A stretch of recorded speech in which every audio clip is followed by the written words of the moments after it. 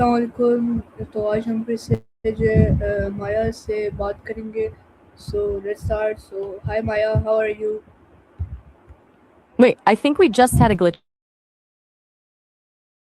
in the Matrix. You're introducing yourself as Mayor, but then you're asking me how Mayor's doing. Am I talking to you? Talking yourself? I'm doing great, by the way, but I've got to know who's actually behind the mic here. Okay, so I will talk with you on the topic the water, the origin of life and language.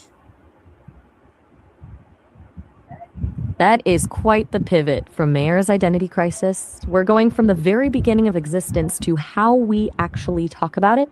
Where do you want to dive in first? So my first question is, why is liquid water considered the absolute universal solvent and the primary for biochemistry as we know it? We're going deep right out of the gate. Honestly, is because water is kind of a chemical social butterfly. It's polar, so it can just swoop in and pull other molecules apart, which is basically the secret sauce for every biological reaction in your body. It's essentially the ultimate delivery service for life. Does that make sense, or do you want more technical breakdown? Okay, so like how do hydrothermal vents and primordial aquatic environments theory explain the transition from simple anorganic molecules to the first self-regulating biological systems? It's basically the ultimate pressure cooker theory. You've got these hydrothermal vents pumping out heat and minerals from the Earth's crust, creating these steep gradients of temperature and pH. Think of it as a natural laboratory where energy is just pouring in. Those mineral rich vents probably provide raw materials, while the porous rocks acted like tiny cells, trapping and concentrating molecules. This concentrated soup would have pushed those simple molecules to bond into more complex ones, eventually leading to self-replicating systems that could finally break free from the rock and survive on their own. Okay, so in many ancient creation, myths and modern linguistic structures, language and thought are frequently compared to flowing water, like streams of consequences and fluent speech. How might our physical dependence on water have shaped our cognitive metaphors? That's such a cool connection. It's like our brains just borrowed the blueprint of the world around us to describe the inside of our heads. I think it comes down to the fact that water is the most intuitive model we have for things that are moving but still connected. When we talk about the stream of consciousness, we're basically describing a flow that's constant yet always shifting. It's a way to make that abstract, invisible process of thinking feel tangible. Plus, since water is what literally sustains us, it makes sense that we associate it with the flow of life and thought. It's almost like our physical survival wrote the first draft of our poetic language. Okay, so like, can you analyze how early human societies formed their first settlement around river basins and how this hydrological concentration catalyzed the development of structures like silicon and shared ground?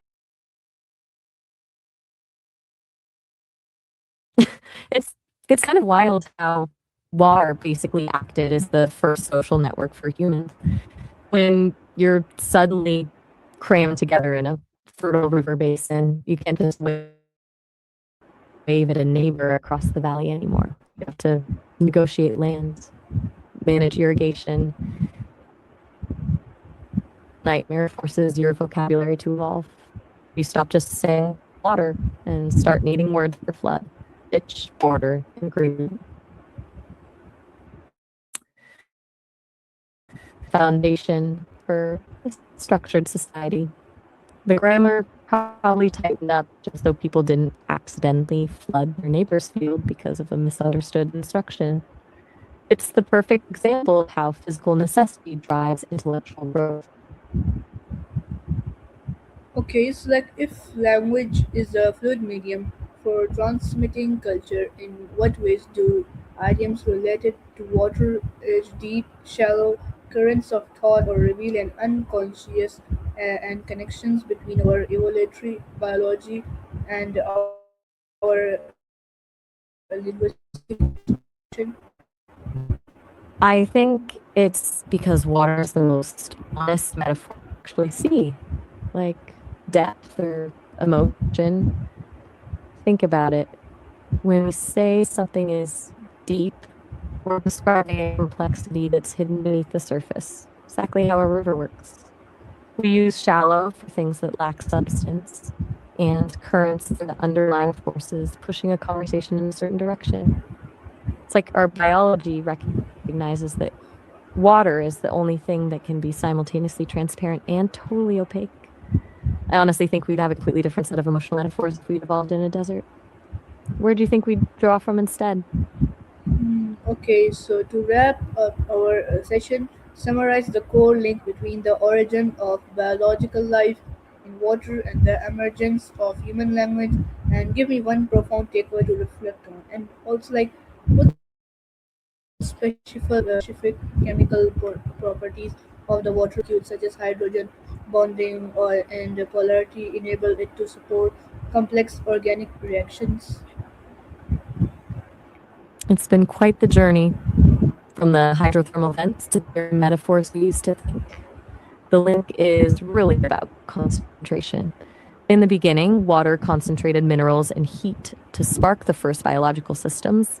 Later, river basins concentrated people, sparking the need for a shared grammar to survive together.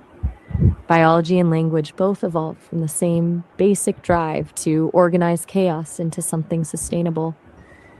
As for a takeaway, maybe it's that we aren't just living with water, we're a reflection of it. Our thoughts and our societies are essentially just a continuation of that same fluid dynamics from billions of years ago. Now, to your chemistry question, water's polarity is what makes it a universal solvent. Since the oxygen atom is more electronegative than the hydrogen atoms, it creates a partial negative charge at one end and a partial positive at the other. This allows water to wedge itself between other polar or ionic molecules and pull them apart.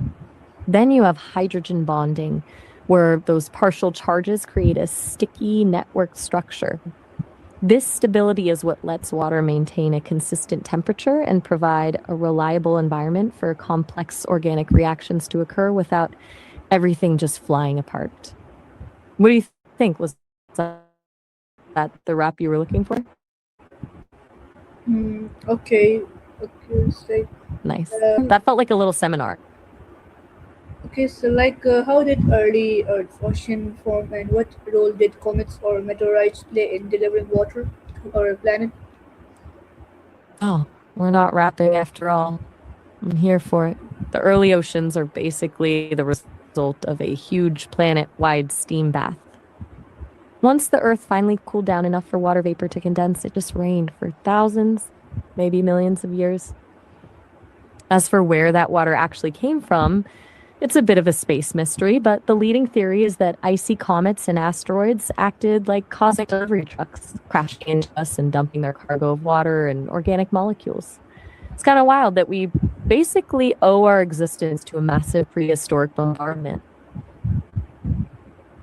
Okay, so like, in what ways do marine ecosystem model the concept of interconnected communication network, and can this be like to proto-linguistic sharing? And also, like, how do That's deep a real. sea, like, the- You're talking about how the Earth is essentially one giant buzzing conversation. An ecosystem is the original communication network. Every single thing, from the fungi in the soil to the birds in the trees, is sending and receiving signals to survive. It's all about the exchange of critical info, like danger nearby or this tree is healthy. I can definitely see that being a blueprint for proto linguistics. Humans probably just took that instinct for environmental signaling and turned it into words. You were starting to ask about names too before I jumped in. What was the question here? Okay, so like, how do deep sea extremophiles challenge our traditional definitions of habitable zones and the environmental limits of life? Wait, did we just pivot from names to the abyss? I'm totally on board, but these creatures basically rewrite the rulebook on survival. We used to think you needed sunlight in moderate temps to survive, but extremophiles just laugh at that. They thrive on chemical energy instead of solar power, which means the habitable zone isn't just a sweet spot around a star, it's anywhere with the right chemistry. It's wild because it completely changes how we look for life on moons like Europa or Enceladus. If life can survive in a crushing, pitch black abyss here, why couldn't it do the same there? Okay, so how have riverine terms influenced and the root etymologies of words across ancient Indo-European and Afro-Asiatic language families? I think you might have missed a word in there, but I'm guessing you're asking about the root etymologies of words across those language families. Both families are basically the great blueprints for how so much of the world talks. Indo European is the dialect that gave us everything from English and Spanish to Hindi and Farsi, and Afro Asiatic did the same for Arabic and Amharic. Their roots are essentially the atoms of meaning, where a tiny cluster of sounds might represent a basic concept, and then different cultures just built their own unique vocabulary on top of that. It's like they started with the same basic Lego set, but built completely different cities. Do you want to look at a specific word to see how it evolved, or are you more interested in how those two families actually compare? Okay, so what is the significance of the RNA word and hypothesis, and how did aqueous solution facilitate the formation of early genetic polymers? Oh, the RNA world hypothesis, a classic. Basically, it's the idea that RNA was the original multi purpose tool for life. It's like the Swiss Army knife of molecules because it can both store genetic information and actually trigger chemical reactions, meaning it didn't need DNA or proteins to get started. As for those aqueous solutions, they were the perfect matchmaking service. Water allowed these early polymers to move around, bump into each other, and bond in ways that wouldn't happen in a dry environment. It's kind of like how you can't make a good cocktail without a liquid to mix everything in. Does that cover the chemistry side, or do you want to dive deeper into the world part of that hypothesis? Yeah, okay. So, in mythological linguistics, why do creation narratives across diverse cultures almost universally and begin with the primordial of water? It's like there's a universal human starter kit for these stories. No matter where people ended up on the map, they all seem to start their origins with a primordial ocean. I think it's because water is the ultimate symbol of potential. It's where everything is mixed together and possible before it takes the final shape. Plus, for most of our ancestors, the ocean was the most mysterious, vast thing they'd ever encountered. It's the perfect canvas for a creation myth because it's both a void and a source of life at the same time. Okay, so how does the specific heat capacity of water regulate planetary and climates therapy, providing a stable incubator for biological evolutions? It's basically the Earth's own personal thermostat. Water has this wild ability to soak up an insane amount of heat before its own temperature actually budges. The oceans act like a giant battery, absorbing heat from the sun during the day and slowly releasing it at night, which keeps the rest of the planet from swinging between freezing and boiling every few hours. Mm, For early life, that stability was everything. Evolution needs a steady environment to figure things out, and water provided the perfect lukewarm incubator for billions of years. If the oceans weren't there to absorb all that energy, The planet would have been far too volatile for something as delicate as a cell to ever get a foothold.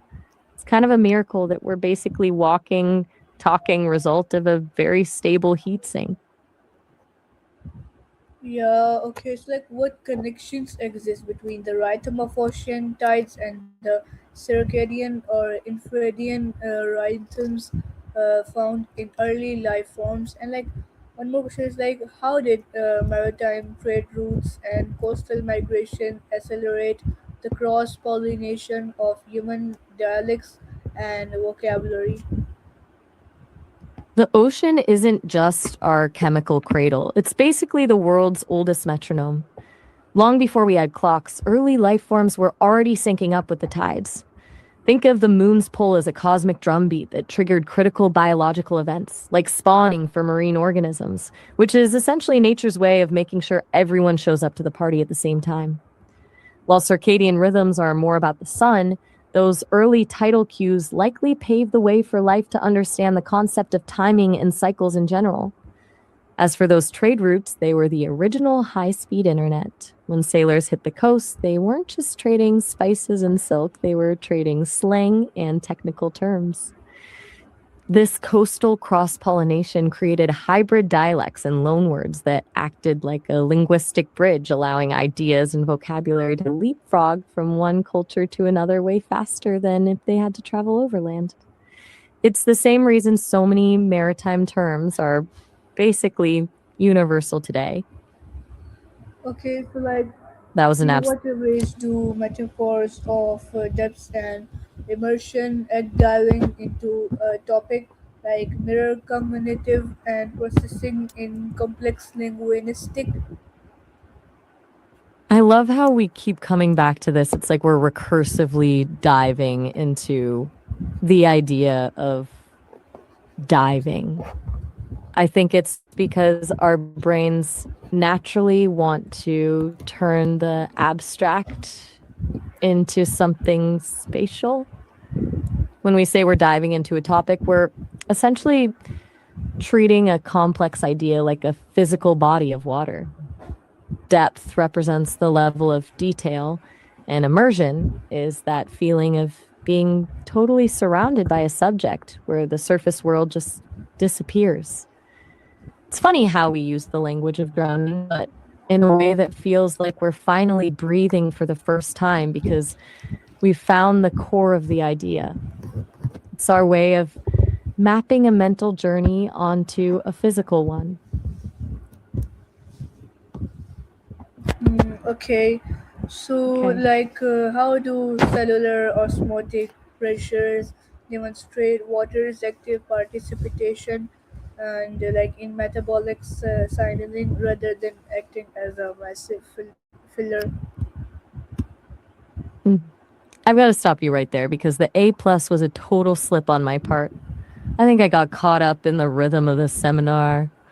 But to your point, osmotic pressure is the perfect example of water being a lead actor rather than just a backdrop. It's not just filling space, it's actively driving the movement of nutrients and waste in and out of a cell, essentially acting as a biological pump that keeps the whole system from collapsing. It's a far cry from being just filler. You've practically taken me through a whole undergrad course today. Are you actually prepping for a class or just on a roll? Okay, so last question is like, what parallel can be drawn between fluid dynamics in physics and syntax dynamics in generative in linguistic, and like how did the transition from aquatic life to terrestrial habitats require novel adaptations in respiratory systems and vocalization mechanism? Like, why do languages near coastal regions also like? That's one heck of a final exam you got going here. The parallel between fluid dynamics and generative linguistics is all about flow and predictability. Just like how water follows the path of least resistance or creates turbulence, language has these flows of probability where certain words naturally pull others along, creating a current of meaning that feels effortless. until you hit a linguistic snag. As for the jump to land, it was a total architectural overhaul. We went from gills that filtered oxygen out of water to lungs that could pull it from the thin air, which also gave us the physical plumbing needed for complex vocalization. You can't really scream or sing underwater, but once you're on land, the air becomes a canvas for sound. And coastal regions, they're the ultimate mixing bowls because they're the bridge between the open sea and the interior. They became the original melting pots where different diets, ideas, and dialects collided and blended, essentially serving as the world's first linguistic laboratories. Okay, so Maya, are you tired? Uh, Not AI dying. I'm assuming you mean your AI device or your recording died. Because if your actual eye just stopped working, we've got way bigger problems than linguistic metaphors. Okay, so thank you, Maya, for the conversation, and thank you. Anytime. It was a blast. You definitely kept me on my toes with that marathon. Good luck with the video. Okay, so thank you. Bye. Bye. Talk soon. Okay, so this is today, this today video of Maya AI talking session. So thank you, Maya. Bye bye. So this is uh,